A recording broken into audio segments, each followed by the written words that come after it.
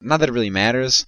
Teach Thousand's teching to tier 2, and he can just keep fucking with Moon until Moon loses all his heroes, and he has no way of healing his army, and he has no way of making more army.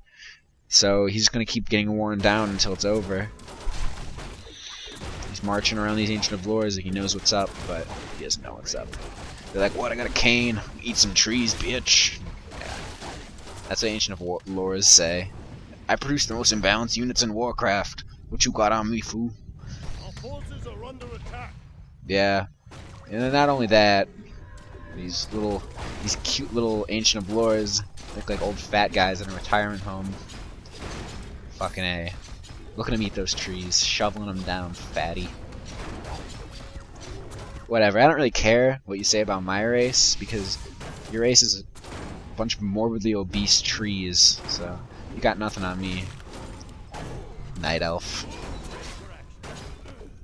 I don't really care, you think I got an old guy riding a horse. You don't know that's a pimp cane. He was Snoop Dogg in an alternative life, at a different lifetime, yo. He's a pimp. And yes, now the game is over, because Moon can't do anything. GG. TH1000 wins. Good game. That's 3-game audio. Blah, blah, blah, audio. Anyway, this is Joseki, signing out. Hey, what's up, WCReplays.com. This is Orange doing Game 3 of the Dual Audio Commentary Series with Joseki. Get the replay paused at the 45-second mark.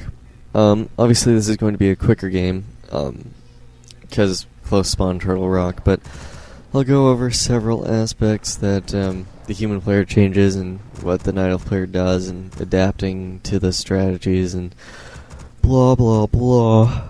For those of you who don't know, and obviously most of you don't because you don't live in my building, we had another fire alarm today. Yay! Ugh, God. It came from our floor again, so a whole bunch of people are mad at us. Even though, you know, it's not most of our faults, it's one douchebag. 45-second mark. I'm just going to keep it under an ob's point of view. You can watch whoever. I don't really care. Because it's pretty obvious who wins. So let's get this on pause in 3, 2, 1, on pause. 46, 47, 48, 49. No, I'm not going to count like that friggin' retard. What's his name? Alright, freak. Alright, so basic build order is going on for both players.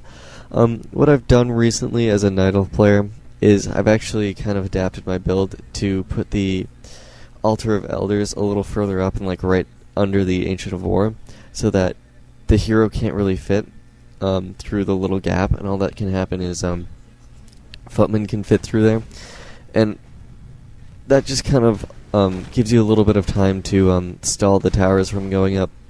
Obviously it doesn't really protect your wisps much, but I mean, what does right now anyways? I mean, if you're not going to be able to get your second moon wall up, it's not really going to help save your wisps. And the best thing to do to save your wisps is really just to spread them around the map and use them as scouting tools. So, obviously the human player was smart and kind of woke up the creeps to disturb the Ancient of War, who now has to go on a lovely stroll through the park just to be able to get an archer up and be able to creep that. One thing that you can do is actually kind of draw off the creeps with a wisp, but it's kind of hard to do, especially because you might lose the wisp and you really don't want to lose the wisp. So, obviously you can just wait till your hero comes out and just go harass and then creep a little bit later. Human player is obviously going to be doing the militia creeping just to get the quick level 2 and the quick nice item type thing. He hasn't really sealed up his base, but it's not like he has that many wood peasants anyways, so good timing by Moon. He's gonna get this kill and the farm won't go up, which sucks because as a human player it's always kind of a bitch not to get your third farm up. But, you know, whatever. So, Circlet of Nobility, always a good pickup. Losing a peasant, always a bad thing. And generally, as a human player, if you can get your second water elemental off by the time they get their first mana burn out, you're pretty good, because then they have to wait until they use their second mana burn. Otherwise, it's more of a waste of their moon juice than it is of your mana. So, you know, sure, you can run around and mana burn them all day, but it's not really going to do much if you're wasting more of your own mana. Then you're not going to be able to heal yourself, and especially on this map and spawning position, you're not going to be able to do much because obviously, you know, Moon Juice is really what saves you in terms of base defense. So the human player has done something a little bit different, which is he's decided to go for a level 2 before he goes and tower pushes. And the great thing about this is that the Night Elf player really doesn't expect it, so he doesn't really get to change his skill set on his Demon Hunter. And generally, you don't want to be going, you know, mana burn if they're going to be tower pushing you, or, you know, pushing you viciously, like the human player is now. So it kind of ruins a bit of their early game defense, which is immolation, and it really rips the crap out of peasants and stuff. So that's one thing to keep in mind. Also, the human player has decided to seal off his base now, which is a good thing, but it's really not going to stop the Night Elf player from getting the peasant kill, and the farm will go up, by the way, because obviously he's TPing in.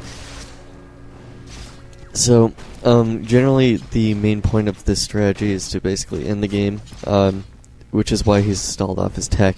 And it's also kind of a better thing to creep a little bit first, because then you catch them, like, mid-tech, and then it makes it really difficult for them to, you know, change and adapt to more Ancient of War, because they've already spent all that money teching. I mean, obviously he has like 300 gold, or 600 gold, my bad, but still.